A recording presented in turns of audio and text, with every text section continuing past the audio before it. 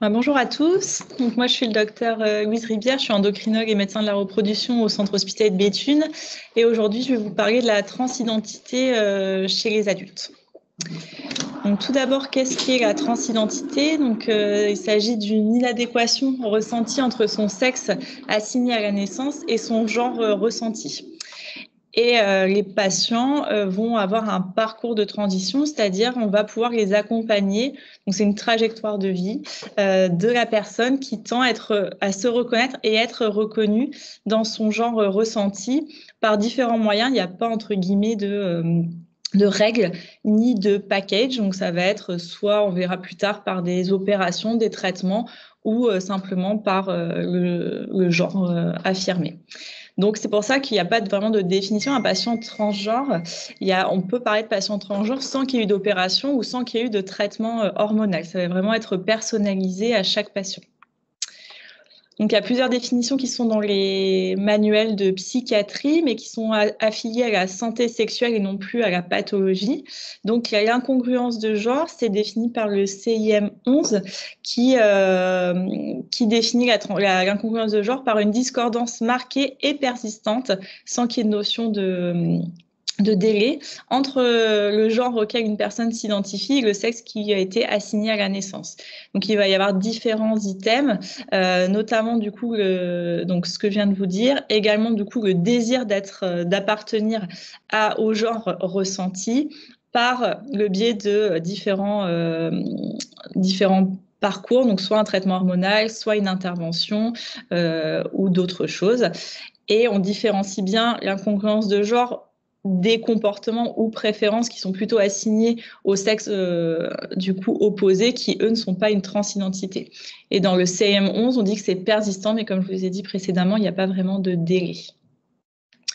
Ensuite, il y a une définition de la dysphorie de genre au niveau du DSM-5, donc langue manuelle de psychiatrie également. C'est un peu la même définition, c'est une incongruence marquée entre le genre vécu ou exprimé et le genre assigné à la naissance. Mais là, il y a un délai d'au moins 6 mois, ça doit persister au moins 6 mois, et ça doit être associé du coup à une souffrance ou une altération dans la vie de la personne, donc champ social, scolaire, professionnel, voilà.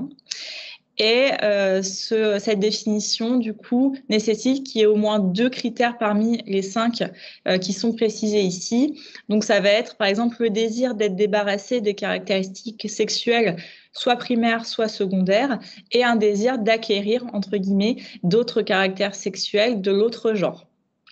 Un fort désir d'appartenir au genre ressenti et être traité en tant que tel, donc notamment par le genre, âge ou le prénom, et une conviction du coup d'avoir les réactions et le ressenti de la personne du genre ressenti.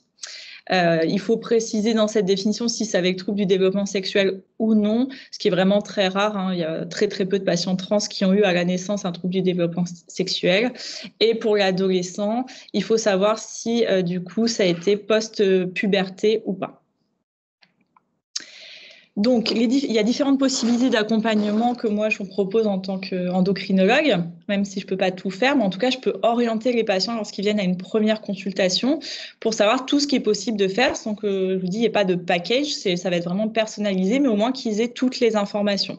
Donc, on peut les accompagner ou en tout cas les informer sur les possibilités de transition sociale ou judiciaire, j'en parlerai après. On peut aussi leur proposer une prise en charge psychologique ou psychiatrique sans qu'elle soit obligatoire. C'est vraiment au cas par cas. Il ne faut pas hésiter si on a un doute.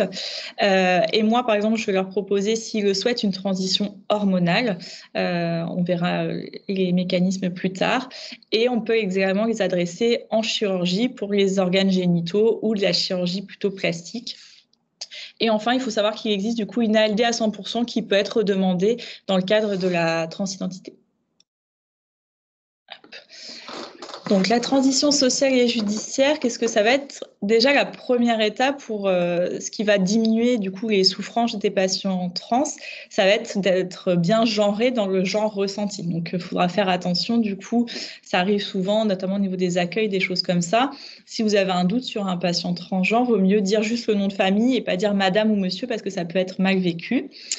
demander quel prénom, par exemple, ils ont choisi et les appeler par ce prénom-là. Enfin, moi, c'est surtout chez les jeunes que je fais ça, pas chez les adultes, mais voilà, bien demander le prénom choisi. Et on peut du coup changer le prénom assez facilement sur la carte d'identité. C'est même possible pour les patients mineurs. Et donc c'est assez facile et c'est un délai assez court de 1 ou 2 mois pour faire le changement.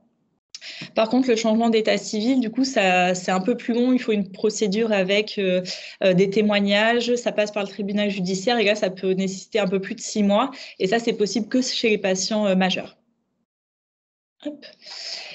Donc ensuite, ces patients-là, ils vont être plus à risque de troubles psychologiques et psychiatriques, notamment troubles anxieux ou dépressifs du fait de leur transidentité qui leur cause une souffrance, avec un risque de suicide qui est majoré, qui est x10 par rapport à la population générale. Donc, comme je vous l'ai dit précédemment, ce n'est pas une pathologie psychiatrique, donc il n'y a pas de suivi psy obligatoire, voilà. Mais il faut savoir adresser facilement si on a un risque, notamment sur un risque suicidaire ou quoi que ce soit, à un psychiatre ou un psychologue.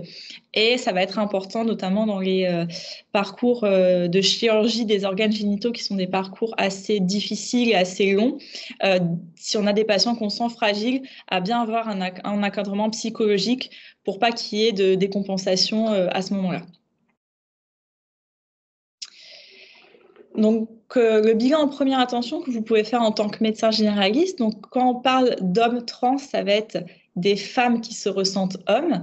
Donc, il faut bien faire aussi attention au vocabulaire utilisé parce que souvent, il y a des patients qui nous disent on m'a dit que je voulais devenir homme. Donc, ça, c'est pas ça. C'est des patients qui se ressentent hommes. Donc, on parle d'hommes trans. Et dans ce cas-là, on peut proposer un bilan donc pré-thérapeutique avec une NF, bilan hépatique, créatine, un bilan lipidique et glucidique. Donc, ça vaut pour le traitement dont j'en parlais tout à l'heure. Et un bilan hormonal pour une évaluation de base, que ce soit pour l'évaluation de la fertilité ou non. Donc là, on propose une testostérone, une LH, FSH, œstradiol et une AMH. Ensuite, pour les femmes trans, du coup, on va proposer également un bilan pré-thérapeutique qui est un peu identique à celui des hommes trans, sauf qu'on va rajouter le PSA. Parce qu'on verra plus tard, il sera important de le suivre. Et en pré-thérapeutique, pareil, un bilan hormonal avec plus ou moins, s'il y a désir de fertilité, mais ça c'est un peu plus spécifique, la MH et l'inhibine B et la prolactine qui on le verra peut augmenter avec le traitement sans que ce soit pathologique, mais il faut s'assurer bien au démarrage, il n'y ait pas d'hyperprolactinémie. Hop. Pardon. Donc, la prise en charge hormonale que moi je peux proposer pour des hommes trans, ça va être de bloquer en fait les hormones sexuelles féminines qui sont les œstrogènes. Donc ça, c'est une étape qui n'est pas obligatoire. Il y a des patients qui commencent directement par l'androgénothérapie, mais qui peut être utile, surtout s'il y a une souffrance par rapport au saignement. En fait, ça va être principalement indiqué pour arrêter les saignements, donc par des contraceptions microprogestatives par optimisette. Surtout pas de pilules œstroprogestatives parce que ça rajoute des œstrogènes, donc ça peut faire augmenter la poitrine, etc. Et ensuite, ça peut être fait par des analogues de la GnRH, donc c'est des injections en intramusculaire qui ont pour but de bloquer toute l'hypophyse, donc de LH et FSH. On peut arrêter ce traitement si on l'a mis en place quand on a mis en place une androgénothérapie, quand la testostérone est bien élevée, idéalement au-dessus de 5, parce que ça crée un rétrocontrôle et du coup, il n'y aura plus de saignement, ou bien sûr, s'il y a eu une hystérectomie ou ovariectomie. Et ensuite, on peut proposer, donc soit dans un premier temps, soit après les bloqueurs, de mettre en place une androgénothérapie, donc de la testostérone exogène, soit par androtardile en intramusculaire, avec des doses qui sont plus faibles que les patients, les hommes cis qui sont traités par androgénothérapie parce que les patients ont quand même un métabolisme féminin, et ou par androgel qui n'est pas remboursé, c'est du gel de testostérone qui est un petit peu moins efficace, mais voilà, qui peut s'utiliser. Tous les traitements dans le cadre de la transidentité sont hors AMM, donc c'est bien important à savoir et à notifier aux patients. Dans le cadre de la prise en charge chez les femmes trans, donc là, on va plus facilement proposer un blocage parce que la testostérone est assez importante, donc elle va empêcher en fait l'action des œstrogènes, donc ça n'aura pas vraiment d'intérêt. Donc ça, il faut bien insister dessus. Donc il y a plusieurs classes. Donc tout d'abord, l'androcure, donc c'est un vieux médicament, l'acétate de cyprotérone, qu'on n'utilise plus trop parce que du fait de risque de méningiome très augmenté et la nécessité de surveillance par IRM cérébrale, mais ça existe. Ensuite, il existe la spironolactone, du coup, qui est un épargneur de potassium, qui a une bonne efficacité, mais principalement sur la pilosité, avec une nécessité du contrôle du ionogramme à 15 jours et à 1 mois de l'introduction.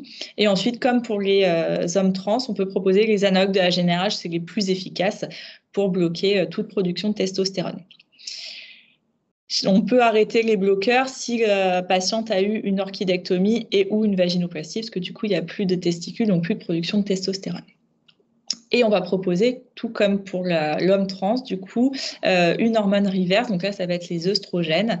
On va privilégier la voie percutanée pour éviter le risque thromboembolique, etc. Donc, on va privilégier soit l'œstradose ou Estreva qui sont du gel, ou soit les patchs comme Thaïs ou Dermestril. Et pareil que pour l'homme trans, du coup, tous les traitements sont hors AMM. Alors, le suivi, du coup, chez un homme trans, donc ça va être, on va suivre la testostérone totale. Donc les normes, on va se baser sur des normes d'hommes cis, donc entre 2,5 et 8 nanogrammes par ml. Donc soit on peut faire un monitorage bien précis à J7, J21, J28. Et il n'y a pas vraiment de recommandation. On estime que si à J7, on est dans la cible, plutôt cible basse, on peut encore un petit peu augmenter. Ça veut dire qu'on n'a pas de risque de surdosage. Le suivi va se faire au long cours, donc par le suivi de l'efficacité, voir si les patients ont les effets escomptés, notamment une pilosité qui apparaît bien, une voix qui se modifie, etc. Bien faire attention aux signes de surdosage, donc ça va être irritabilité, principalement des troubles du sommeil, une agressivité. Et ça, on va le voir également sur dosage par le bilan biologique. On fera une surveillance de la NFS avec de l'hématocrite pour s'assurer qu'il n'y a pas de polyglobulie, qui est un signe de surdosage. Et on va contrôler également le bilan hépatique et le bilan glucidolipidique pour s'assurer qu'il n'y a pas de modification. Il faut proposer, bien sûr, continuer le dépistage du papillomavirus avec la réalisation de frottis cervico-utérin. Et on peut proposer, s'il y a des saignements un peu anormaux ou quoi que ce soit, de contrôler l'échographie pelvienne plutôt par voie abdominale. Si les patients n'ont pas eu d'ablation de la poitrine, il faut faire comme pour les femmes cis, des suivis mammographiques à partir de 50 ans. Et dans le cadre où on aurait mis des bloqueurs, du coup, il faut surveiller l'ostéodensitométrie afin de voir s'il n'y a pas de déminéralisation osseuse. Pour les femmes trans, donc ça va être pareil, suivi clinique et biologique au long cours, donc avec l'efficacité. Donc là, on va regarder plutôt le développement de la poitrine. On commence par des petites doses pour qu'il y ait un développement de la poitrine qui se fasse de façon harmonieuse. Et en général, elles ont une peau un peu plus belle, des beaux cheveux, etc. On va regarder les signes de surdosage. Donc là, ça va plutôt être des tensions dans les seins. Et on va regarder au niveau, pareil, du bilan biologique, être sûr qu'on n'ait pas des taux d'œstradiol trop élevés qui entraîneraient un risque thromboembolique. Donc, on fait le suivi de l'œstradiol. Donc, les normes, je vous les ai mises ici. En général, chez les femmes jeunes, il faut que ce soit inférieur à 150 ou 200 picogrammes par ml. Et on dose l'œstradiol à 24 heures de la pose du patch ou 2-3 heures après l'application de gel. Après, pour les femmes qui ont l'âge de la ménopause, on diminue progressivement, même si c'est un peu dur à vivre, jusqu'à des taux normalement assez bas, qui sont les taux des femmes cis ménopausées. On propose, comme elles ont un risque de cancer du sein qui est plus faible que les femmes cis, mais qui est tout de même présent, on va proposer le suivi de mammographie et échographie à partir de 50 ans, ou s'il y a plus de 5 ans d'hormonothérapie. Et pareil que pour les hommes trans, on va proposer un suivi de l'ostéodensitométrie pour voir qu'il n'y ait pas de déminéralisation osseuse. Ensuite, les prises en charge chirurgicales, donc il y a différentes chirurgies proposées, notamment des organes génitaux avec la phalloplastie, c'est la création d'une verge qui est proposée au CHU de Lille et au CHU d'Amiens. Donc c'est des délais qui sont assez longs, environ 3 ans avant de pouvoir être opérés. Et c'est une procédure qui est longue, c'est-à-dire qu'il va y avoir plusieurs opérations durant 1 an et demi, avec des complications quand même qui ne sont pas négligeables. Et ensuite, il y a une deuxième possibilité d'intervention, ça va être la métaïdioplastie, c'est-à-dire l'allongement du clitoris, qui est les délais sont aussi importants, mais du coup, la procédure est beaucoup moins longue, avec beaucoup moins de complications. Pour les femmes trans, on va aussi proposer au CHU de Lille, du coup, une vaginoplastie, donc c'est la création d'une cavité vaginale et d'une vulve. Les délais sont aussi de 3 ans. C'est une chirurgie assez lourde qui se fait la plupart du temps en 1 ou 2 temps. Et une vulvoplastie, donc ça c'est un peu plus simple, c'est juste l'aspect extérieur de vulve mais sans de cavité vaginale. Et ensuite, il y a des patients qui souhaitent juste une orchidectomie, voire une hystérectomie. Voilà. Les autres possibilités chirurgicales, ça va être donc la mammectomie, l'ablation des seins ou la pose de prothèse mammaire. Et il existe des chirurgies de féminisation du visage par des chirurgiens esthétiques ou par exemple de diminution de la pomme d'Adam. Et il peut y avoir des chirurgies ORL, donc on les fait de moins en moins, mais ça va être pour notamment modifier la voix chez les femmes trans qui ont du coup une imprégnation en testostérone sur leur corde vocale avec une voix qui est grave, qu'on n'arrive pas à corriger avec l'orthophoniste. Et il faudra bien sûr penser chez tout patient que vous voyez à proposer, donc idéalement avant la mise en place d'une hormonothérapie, la préservation de la fertilité. C'est possible aussi sous hormonothérapie, mais en général, donc chez les femmes trans, le bloqueur, il faudra l'arrêter quand même au moins 6 mois pour qu'il y ait une reprise de la spermatogénèse. Et chez les hommes trans, on peut le faire sous bloqueur, mais pareil, la testostérone, il faudra l'arrêter au moins 6 mois pour le risque thromboembolique. Donc, chez les hommes trans, ça va être une stimulation ovarienne avec une ponction d'ovocytes. Et chez les femmes trans, on peut proposer un recueil de sperme par masturbation avec congélation des spermatozoïdes. Et si ça n'a pas permis, on n'a pas retrouvé de spermatozoïdes, on peut aller jusqu'à la biopsie testiculaire lorsque, par exemple, ils ont une vaginoplastie ou juste un souhait de préservation. Voilà, je vous remercie. Est-ce qu'il y a des questions ? Il y a des questions ?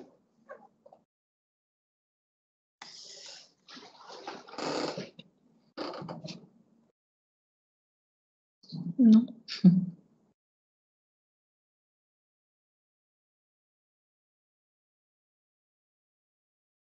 C'était très clair. Bon, en tout cas, n'hésitez pas si vous voulez m'adresser des patients ou voir faire un premier bilan. Ou je suis aussi sur OmniDoc si vous avez des questions pour les patients trans. Voilà, n'hésitez pas. Je vais vérifier. Question.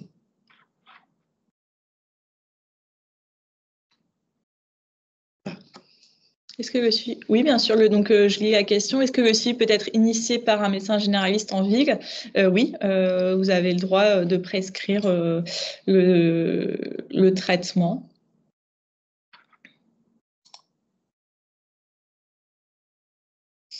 Voilà.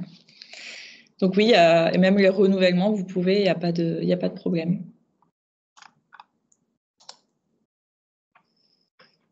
Alors, on a une autre.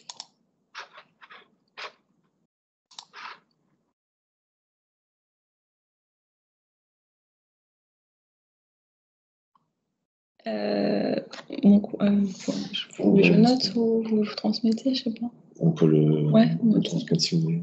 Bon, on vous le transmettra. Hop. C'est qui ? Parce que je pourrais le donner.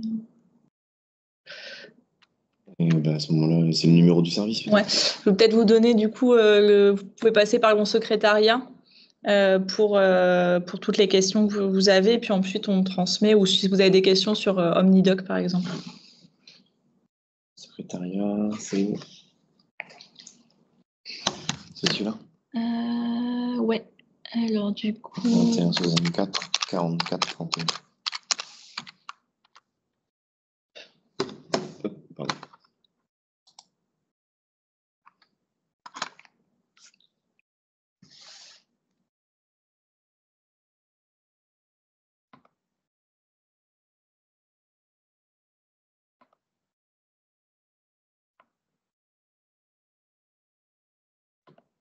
Pas d'autres questions. S'il n'y a pas d'autres questions, je vous souhaite une bonne journée. Et puis merci à vous d'avoir été présent. Voilà, parfait. Parfait. Juste une dernière. Comment...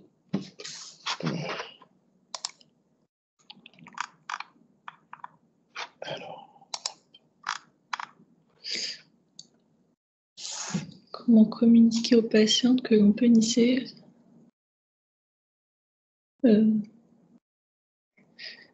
Alors, je comprends pas trop la question. Comment communiquer aux patientes que l'on peut initier la prise en charge et suivre les patientes je sais pas.